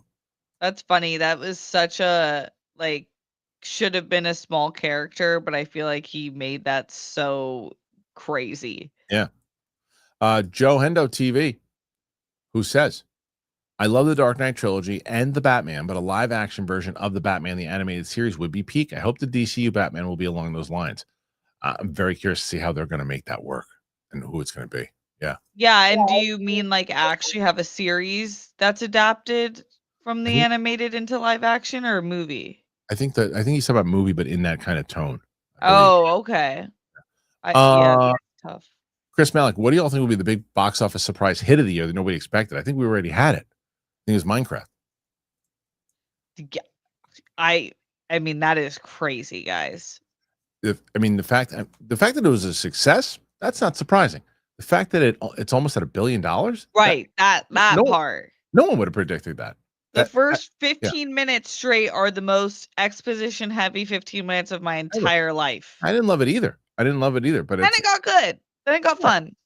And it's hilarious. Like my little one, who's obviously when I saw it, I talked about it on the show. When I saw the movie with her in the theater, I said, Maisie, what do you think? She looks at me with this stuff. Just right. She's now watched the movie about 5 times. She loves it. It's one of her favorite movies. She watches it all of the time. She watches it. She made my wife watch it the other day. She loves it. And I also think, which is adorable, I think one of the reasons that she watches, my oldest wanted to see it, and she worships the oldest. Yeah. So then the fact that my oldest started talking about it a little bit more, she's like, okay, let me give it another shot. Now she loves it. And it's adorable. Oh, so cute. Yeah, it's definitely a fun movie. Yeah, I see why it was a success. I really do. Yes. But the $1 billion is crazy. Crazy. Trey Porter, oh yeah. Also, thoughts on Aaron Sorkin writing and directing The Social Network 2. Okay, so I'm glad you brought that up. I hadn't heard about it except on the train yesterday. I was on the train and it was the Long Island Railroad as I'm on it, and I was listening, and there was this younger couple, and it was hilarious because there was a bunch of dudes behind me, and they were older, and this one guy, to be honest, and to be fair, this guy had a very annoying laugh. And he was kind of cackling and doing like every 5 seconds. He was laughing. He was with his friends. He's just talking. What are you going to do? He wasn't like trying to be annoying. He just had an annoying laugh. It happens to people. But this young dude with his girlfriend, or I assume, can't handle it. And he's just like, joke's not that funny. Right? And I'm like, oh my gosh. I didn't hear him. But I'm like, in my head, I wasn't going to say anything. But in my head, I'm like, not worth what you're going to be doing here. First of all, the guy's with like 4 of his friends. You're with your girlfriend. And it's like, what are you doing? Like, what are you doing? It's like, the guy wasn't bothering anybody. He just had an annoying laugh and was talking to his friends. And he was like laughing. He was laughing. He wasn't like trying to, like, there are some people sometimes when they want everybody to know that they're there and they want everybody to see how look at my jokes. I got to throw jokes out right now in front of everybody and make everybody laugh, and the jokes are bombing, and just keep going. You're like, okay, guy, relax. It wasn't this guy. He was just talking to his friends. But the young dude finally gives it up, doesn't worry about it, and starts talking about The Social Network. And I swore I heard him say, yeah, they're doing part 2. And I'm like, the hell is this guy talking about? I would have heard about that. And apparently that's true, because now Trey says that. I didn't hear it, but it makes sense. There's so much more story to tell. Mm-hmm. I would assume Jesse Eisenberg is coming back. You can't do it without him. Right. And I know Jesse Eisenberg has been vocal of his dislike for Zuckerberg, for him as a personal. So I think it definitely makes sense. And if they please like show I want to know what it looked like inside of his house when who he called for his Gen Z makeover. Like, who was the stylist that came over and put the like oversized black t-shirt on him? I need to know. Yeah. Michael Daguar, thoughts on Spaceballs 2 coming out? Okay, so if you guys were watching a couple of weeks ago, I think it was like 2-3 weeks ago, when poor Steph had to try to manage the show by herself when me and Mike on the phone because StreamYard was taking a big duty that day. One of the things I was going to do was surprise Steph because she had never seen the trailer with Spaceballs 2, the announcement that had come out. Have you watched that trailer since? No. Oh my gosh, I wish I wouldn't have said anything. I would have watched that with you. So have you ever seen the original? Yes. Okay. So what are your thoughts on Spaceballs 2 coming out? Did you know it was coming out? Yeah, I think we talked about it briefly Yeah. when the announcement was made or something like that. Yeah, but, well, the official announcement was made. Oh, well, was there talks There about was it talk before? about it, yeah. Okay, yeah. Ariana Um, Grande apparently said yes, yes, yeah. yes. Okay, Yeah. I think this is great. Yeah, Can't I wait. think it's a perfect time to explore making fun of Star Wars even further. You gotta say, I think he's gonna be making fun of more than just Star Wars. I think he's doing the MCU. I think he's doing Oh, DC. I really? think he's doing everything. I think he's Oh, doing that's I think hysterical. so. He's But the just answer gonna to your make it question is like a yeah, yeah. metaverse. I can't wait. I can't wait. Yeah. Steph, you've climbed into 44. They're not letting you leave. Okay. They're giving you a shot to stick around, and you're at 44 so far. We have a couple left. Joe Hendo TV, I meant movie. LOL. Since Superman looks like Superman. Yeah, the animated series brought to life. That's exactly how you have to do it. That's how you have to do it. Yeah, that will be I love the Batman series. So much of it is just the case of the week. So I don't know how that would transfer as a full movie, but the right Uh, writer. yes. All right, let's see. Next one here. And this is Simon Section. Arrival, space-time continuum. Do you have tiger blood in you? I know you like baseball. It is a conspiracy. Saracana. Oh, that's the As You Were. It's a lot going on there, Simon Section. Do you know what's Yeah. going on here? I thought was he writing what you were saying as He's got a lot of different things here. Arrival, space-time continuum is what I was talking about. Do you have tiger blood in you? I assume that's Charlie Sheen stuff. I don't know. I know you like baseball. Is it a conspiracy? Saracana, I know. Oh, that's the As You Were. I'm Simon. No, to be as not to curse. I have no fucking clue what you're talking about. Jake, Diego Luna, I love Simon. Diego Luna did a great job hosting Kimmel. Did he? I didn't see it. Oh, I didn't see that. That's great because that's funny because I actually Diego Luna he's done this whole like press tour and I've seen so many of the interviews. I think he is such an enigmatic guy. I really, really like him. And he when his one awkward interview was with I thought the first few minutes of his Kimmel interview was so awkward, which is rare because I love Kimmel. Yeah. But maybe it was I should have kept watching. Maybe they are Maybe it was yeah. yeah. Aaron Ambrose, will Interstellar and Dunkirk get Sam reactions? Yes, but right now, like MCU, I thought would be done in the beginning of July. It'd probably be the end of July, if not August. That's when we'll be done with that. Then we're going to be getting into the Lord of the Rings. Then we're going to jump back to X-Men. And then once X-Men's done, then we're going to start getting into she hasn't seen Star Wars. She hasn't seen Harry Potter. She hasn't seen the Nolan stuff. So we're going to get into all that so yes, 100%. Jay Anderson, I already have tickets for Jurassic World, Superman, and Fantastic Four. You're going to have a great time at the movies. Either way, even Jurassic, the one thing I will say, I didn't regret going to the movies last night. I like being in that world again. For sure. Yeah, I really did. Okay. Let's see. Is that it for now? All right. That is it for now, Steph. Now. Okay. Oh, just kidding. Jay Anderson. What do you want to see Kaczynski do next after F1? He's doing the UFO movie. He's doing the movie with David Grush. For those people who don't follow the topic, in 2023, David Grush, who was a high-level intelligence officer, went public about the UAP program that the government had that he was working on, and then he testified in front of Congress in 2023. He is a consultant on the movie with Joseph Kaczynski, and it's about disclosure from what people are talking about. Yeah, that I'm excited to see that. Yeah, and it's an Apple movie. So the star that we were just talking about this, the star power they're probably going to have in that movie, especially after F1, is probably going to be great. Right. Yeah, I can't wait for it. Okay. So we still have a half an hour left. However, I'm just kidding. All right, you're dangerously close. You're dangerously close from not going to timeout. You're dangerously close to getting banned. Dangerously close.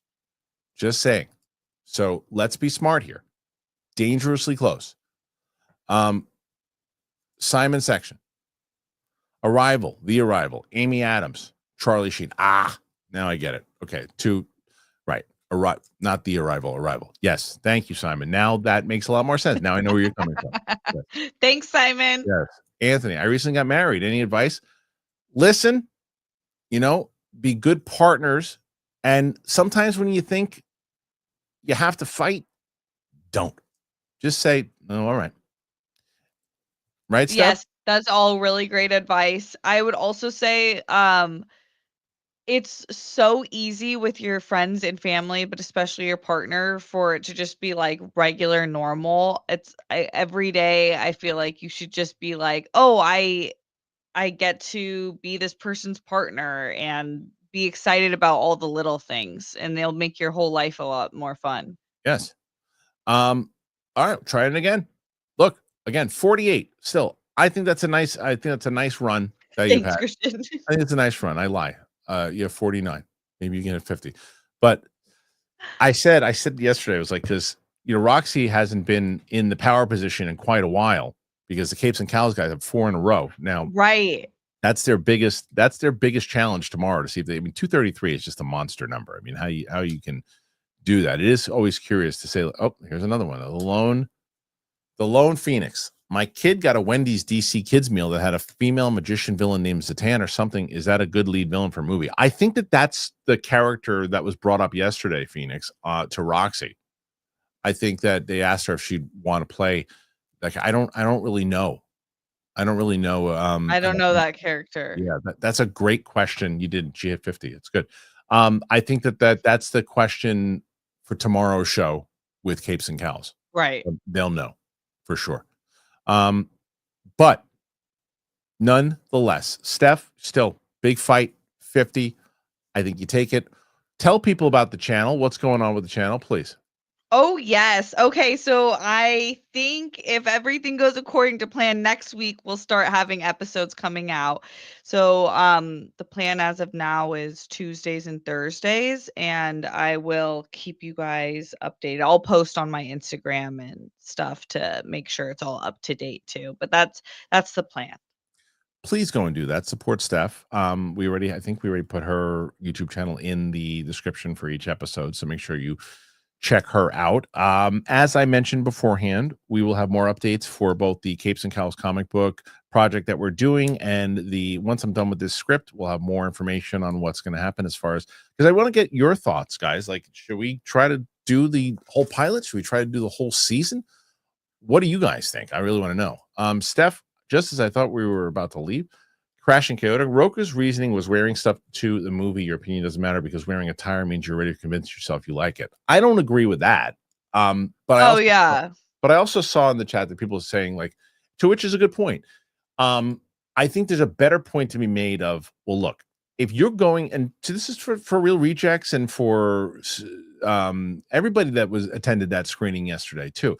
I value all their opinions, a majority of the people who went to that, but it doesn't change the fact in the same way like a premiere. If you're going to see the movie and James Gunn is sitting next to you, yeah, your opinion is going to be swayed a little bit. Maybe you can say no, it wouldn't be, but it would be. You're in a different type of environment, in the same type of environment for like a premiere.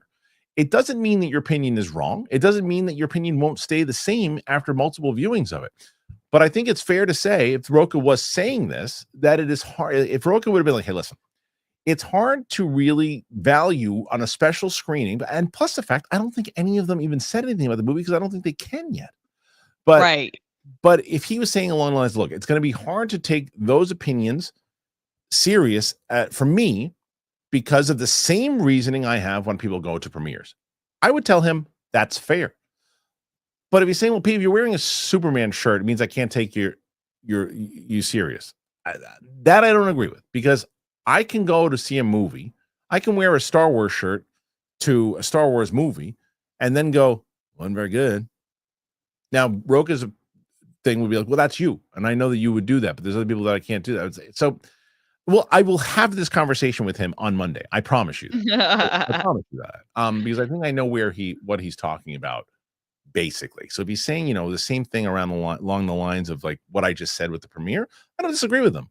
I don't disagree with him in that if it's because there are those circumstances sometimes you get caught up in the whole thing, and it's tough to say. Again, it does not mean that the movie's not good. It does not mean that your opinion is invalid. It just means that it's harder for me to go, okay, look, they went into that going like, I'm just watching this movie. It's impossible to do that. They're taking pictures with James Gunn and everything too. They're excited about the moment. I don't know if the cast was there. They're on Warner Brothers lot. People are excited.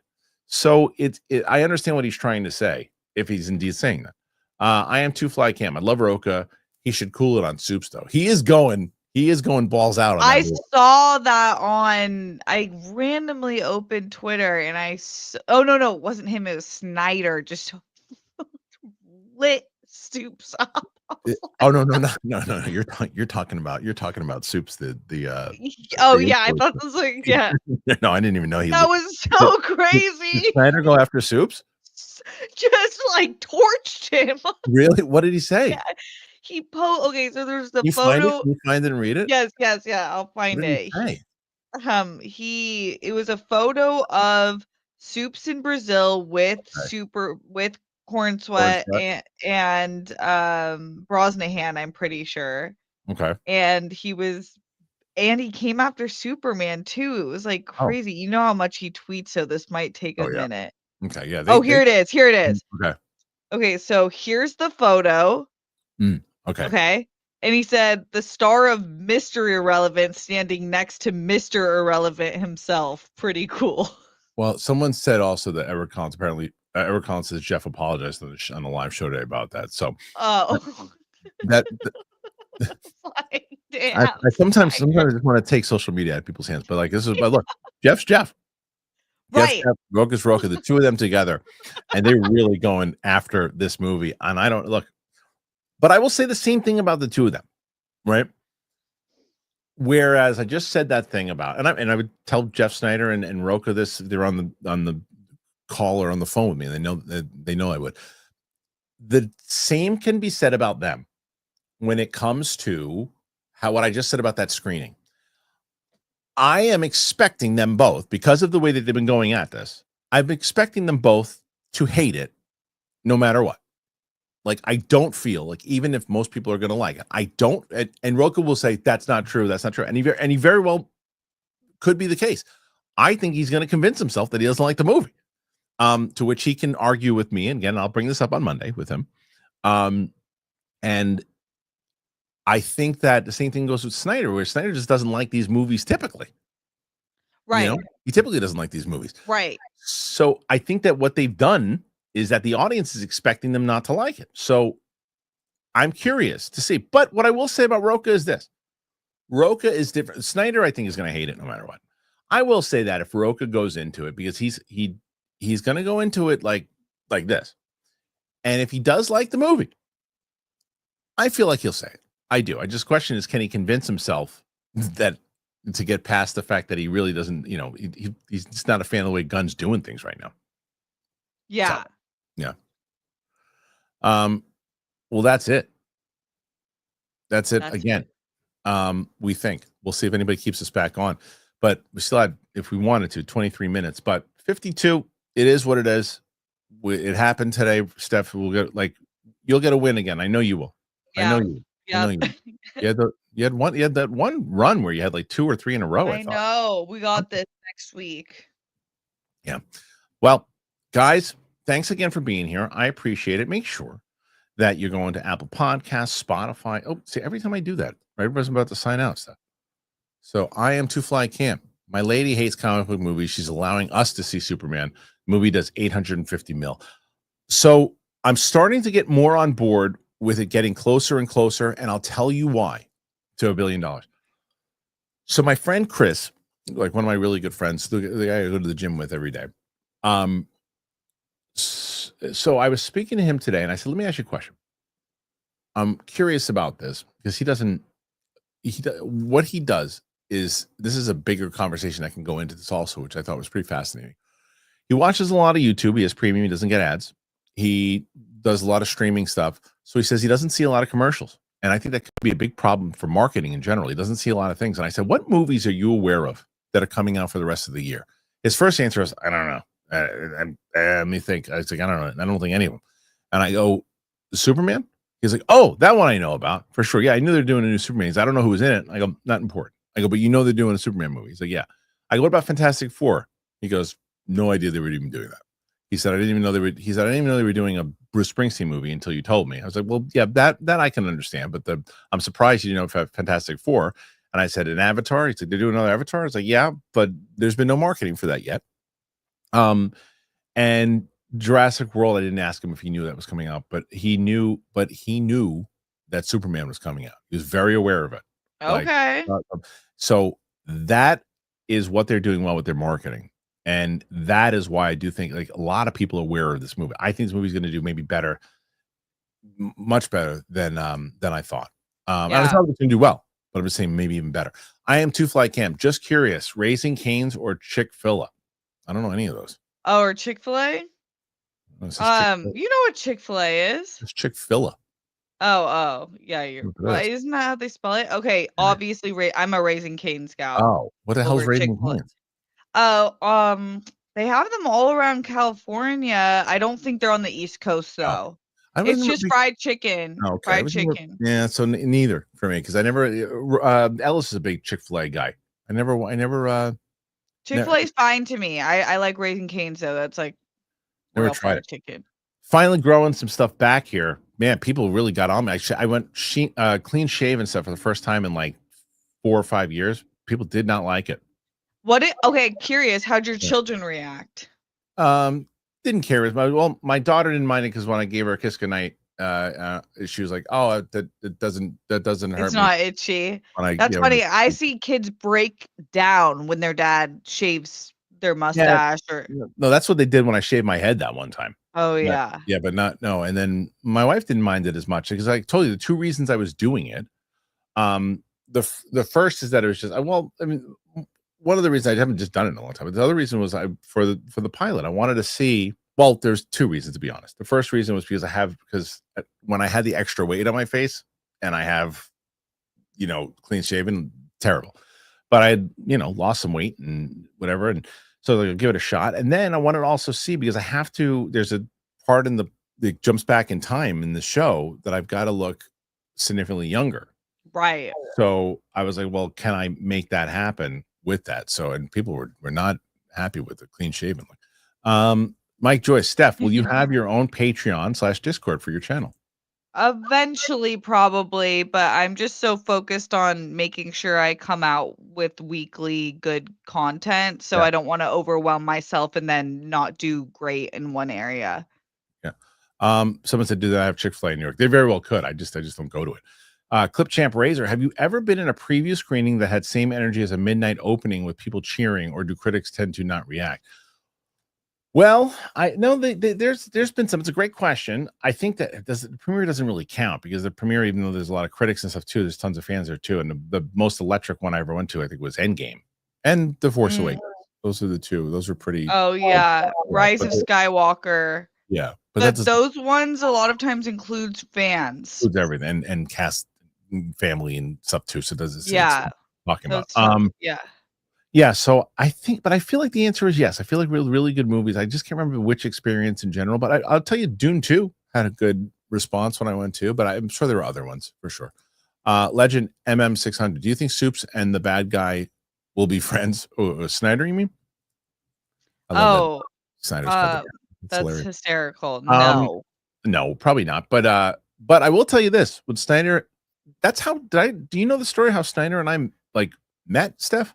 No, were you enemies? He was with us, but of course it is.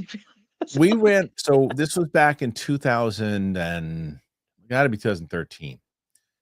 So we had started a website, it was schmozno.com, and I had gotten from a friend. I was getting really big scoops, like big ones, and I was getting scoops like the Beetlejuice 2 was going to start happening, and they were looking into it and other things and everything. And we got the Magnificent Seven and all these different things that we got.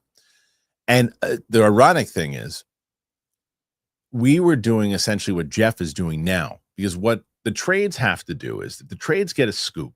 The trades have to call, have a conversation with the studio, say this, say that. And Jeff will do that still. He said, look, I have this piece of information. I'm either going to go with it or, you tell me if you want me to hold it or whatever it might be. He still does that from time to time, but he doesn't have to do it as much as he did when he was at the trades, and he was at the time in 2013. So he didn't know who the hell we were from a hole in the wall. He thought that we were schmoes. No, we were just like some website in somebody's basement or something. So we started to break these scoops, and we were beating him to the punch, and he did not like it. Oh my gosh. Very upset. And he started calling us out as he does on Twitter. And I'm like, who the hell is this guy? What's he doing? I'm like, what is he doing? So then he kept going after us. And I we had a mutual friend in Toby Asher as a producer. And I reached out. I said, dude, do me a favor. Reach out to this guy and tell him that, let's stop this. And so Toby did it. He and Jeff and I started kind of going back and forth. And we said, we'll meet for some food. We went to this pizza place. We sat down. And it was in Westwood. Wow. And we sat down. We had a great conversation. We became friends, and that was it. Never again. That is so mature. Yeah. And but that's really how it can be done. Not always in certain circumstances, but so that's why when he says, could Soups and him ever be friends? The answer is yes. Yeah, but I feel like, okay, yes, I hear you, but yours was more business. Right. This seems personal. I don't like you. Maybe so. Anthony M72. Any chance Fantastic Four bombs? I got a bad feeling for some reason. Is there a chance? I mean, there's always a chance, but the pre-sale says no, and it seems to be a movie that more people are excited for Marvel. What was the last movie people got excited for Marvel? Is Deadpool and Wolverine. It seems to have maybe not that level of excitement, but more awareness from Marvel fans. I think it does well. Now, does it crush and become a major hit because of what they need? That's going to be week 2. But no, I don't. I think it's very unlikely that it bombs. Yeah, I'm with you. Yeah.